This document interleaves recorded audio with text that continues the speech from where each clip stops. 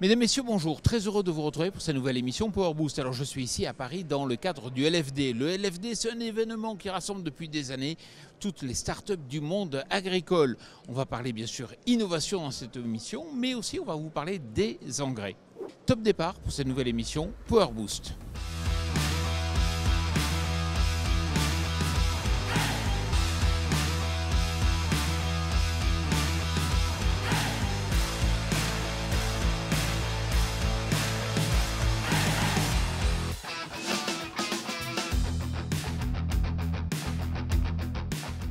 Jeudi 19 juin, l'Assemblée nationale a voté un moratoire sur tous les nouveaux projets d'éolien et solaire. Ce sont les Républicains, soutenus par le Rassemblement national et d'autres élus de droite, qui ont fait adopter cet amendement explosif. Objectif affiché, geler les énergies renouvelables pour recentrer la stratégie énergétique sur le nucléaire, jugé plus fiable et souverain. Mais attention, ce moratoire n'est pas encore définitif. Il doit encore passer un vote solennel le 24 juin à l'Assemblée, puis une seconde lecture au Sénat début juillet. En clair, le texte peut encore évoluer. En attendant, c'est l'inquiétude dans les territoires, car ce moratoire touche aussi par ricochet les projets photovoltaïques agricoles. Des dizaines d'initiatives portées par des agriculteurs risquent d'être suspendues, alors même qu'elles permettaient de diversifier les revenus. Bref, c'est un coup politique qui pourrait coûter cher aux agriculteurs. Et l'actu est très chargée cette semaine autour de la question des engrais.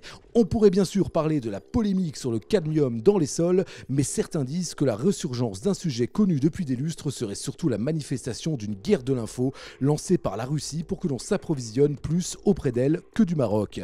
Mercredi 18 juin, lors de l'Assemblée générale de l'UNIFA qui regroupe les industriels de la fertilisation des plantes, on a aussi beaucoup parlé de la nouvelle taxation européenne des engrais russes et biélorusses qui va entrer en vigueur début juillet, sans oublier l'impact du conflit israélo-iranien. En effet, l'Iran est le troisième exportateur mondial d'urée et certains experts estiment que 40% du commerce mondial de ce fertilisant pourrait être entravé en cas d'aggravation du conflit.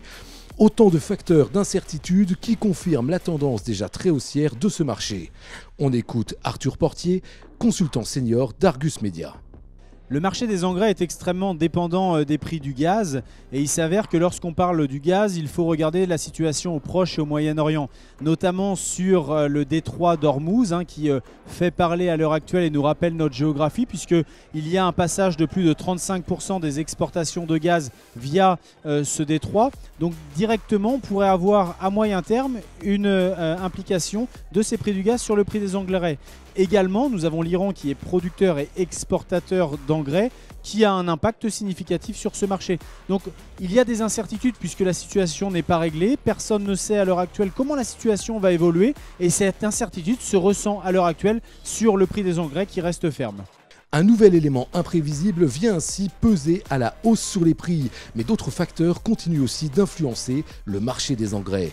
Sur le prix des engrais, nous n'avons pas seulement le dossier au Proche-Orient, puisque nous avons aussi un dossier réglementaire avec au sein de la Commission européenne une taxation sur les engrais en provenance de Russie. Il s'avère qu'en fonction des engrais, la Russie peut compter aux alentours des 20% sur les importations européennes et à ce titre taxé à hauteur de 40 € la tonne à partir du 1er juillet de cette année, puis ensuite une montée progressive peut entraîner un surcoût pour les opérateurs, pour les producteurs et donc in fine pour les producteurs de matières premières agricoles dont nous faisons partie, à savoir les agriculteurs.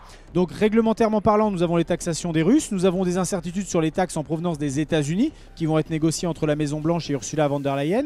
Et ensuite nous avons un mécanisme un petit peu technique qui s'appelle le mécanisme d'ajustement carbone aux frontières, qui est une taxe carbone finalement sur les importations d'engrais azotés. Et à ce titre-là, ces incertitudes combinées à ces taxes peuvent limiter le potentiel de baisse à court terme de nos marchés des engrais.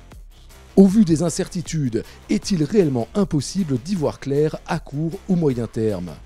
À court moyen terme, il est important de rappeler que l'incertitude dans le marché n'est pas bonne pour les prix. Je pense notamment aux producteurs de matières premières agricoles, à savoir que tant qu'il y a de l'incertitude, il y a de la fermeté. On appelle ça la prime de risque et cette prime de risque devrait perdurer tant le chahut sur la scène internationale ravage à l'heure actuelle le marché des engrais mais aussi des grains. Eh bien moi je me détendrais bien un peu au LFD.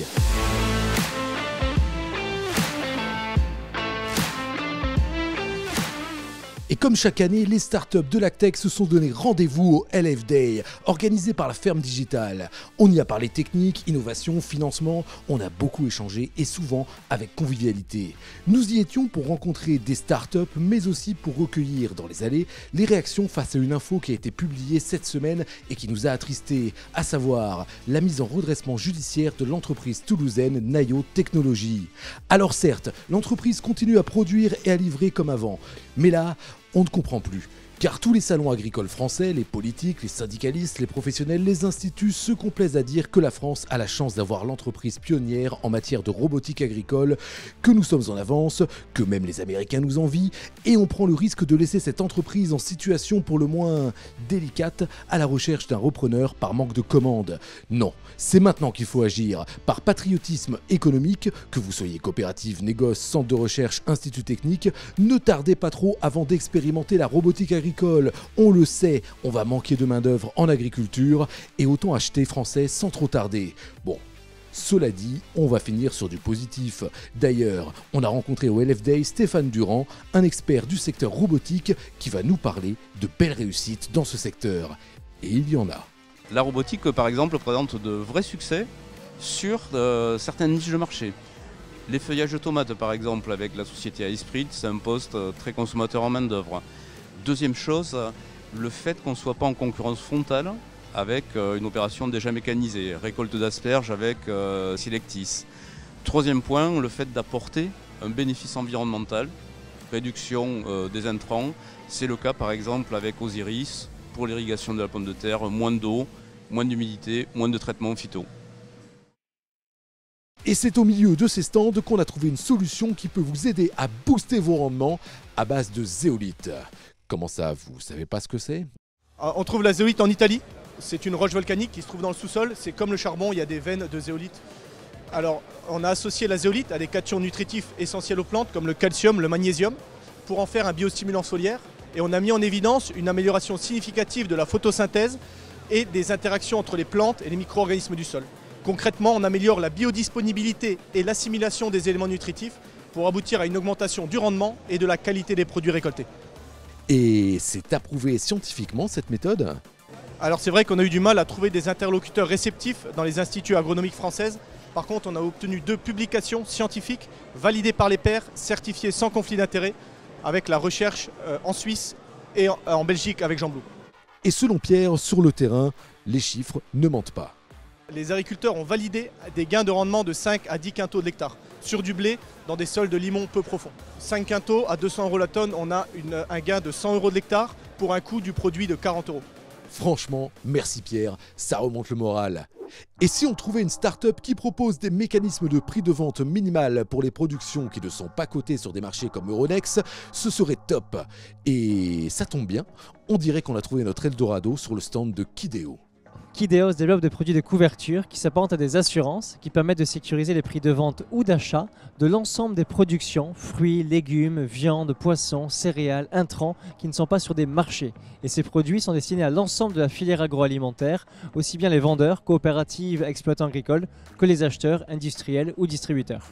Le principe est très simple, effectivement, on se contacte ou on se rencontre à l'occasion d'un salon, on définit votre besoin. Vous me dites, moi je produis par exemple des fraises. Les prix bougent beaucoup et j'aimerais sécuriser un intervalle de prix entre, par exemple, 1,20 € et 1,40 €. On va définir, nous, le prix que coûterait cette couverture, on va vous le donner, vous allez le régler et ensuite on mettra en place ce mécanisme de remboursement en fonction de l'évolution réelle des prix. Et pour faire ça, on se diversifie. On a un modèle qui est proche de celui d'un assureur. On va travailler sur des acheteurs et des vendeurs, par exemple de fraises, sur des produits qui sont assez peu corrélés, fruits, légumes, viande, poissons, céréales, engrais, et qui ont des sonorités différentes. Les fruits d'été, les légumes d'hiver. On a en plus des fonds propres. On a levé des fonds il y a 1 an, on est en train de relever des fonds. On a des partenaires aussi solides pour nous aider à gérer ce risque de prix. Et vous nous connaissez chez PowerBoost, on a le cœur sur la main et beaucoup de modestie aussi. Donc voici une annonce pour vous dans notre rubrique Coup de pouce. Donc bonjour, je suis Laetitia Pierazzi, cofondatrice de Mycelium Technologies. Nous sommes une start-up dans la food, dans l'alimentation, Et en fait, nous avons un process innovant. Nous revalorisons des coproduits agricoles pour créer un nouvel aliment à base de mycélium. Nous avons donc un process innovant, une technologie qui nous est propre et on recherche actuellement des coopératives qui puissent en fait nous fournir différents coproduits agricoles, légumineuses, oléagineux qu'on va pouvoir revaloriser comme nourriture en fait de notre mycélium.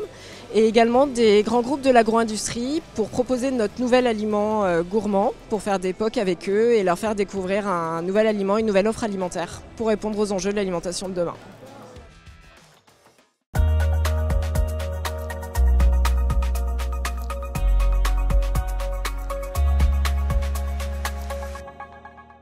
Alors cette semaine, on va voir comment le changement climatique bouleverse la biodiversité jusque dans les bordures de nos champs.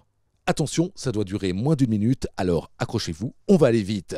L'INRAE a suivi plus de 500 parcelles agricoles en France et en moins de 10 ans, les températures y ont augmenté de 1,2 degrés Celsius et l'humidité des sols, quant à elle, a chuté de 14%. Les premières touchées, les plantes sauvages qui poussent en lisière des cultures. Pourtant, ces espèces comme le bleuet ou la nielle sont précieuses. Elles offrent gîte et couvert aux pollinisateurs et aux insectes auxiliaires qui protègent les cultures. Une nouvelle flore plus résistante à la sécheresse pourrait théoriquement prendre le relais. Mais elle est moins compatible avec les pratiques agricoles intensives. Pesticides, labour, sol tassé. C'est donc la double peine. La flore traditionnelle recule et la nouvelle ne peut pas la remplacer. Et la diversité des plantes de bordure s'appauvrit. Heureusement, des solutions existent. Couverts végétaux, haies, agroforesterie, l'agroécologie permet de réinstaller des plantes utiles à la biodiversité et de renforcer les équilibres naturels, même en plein champ.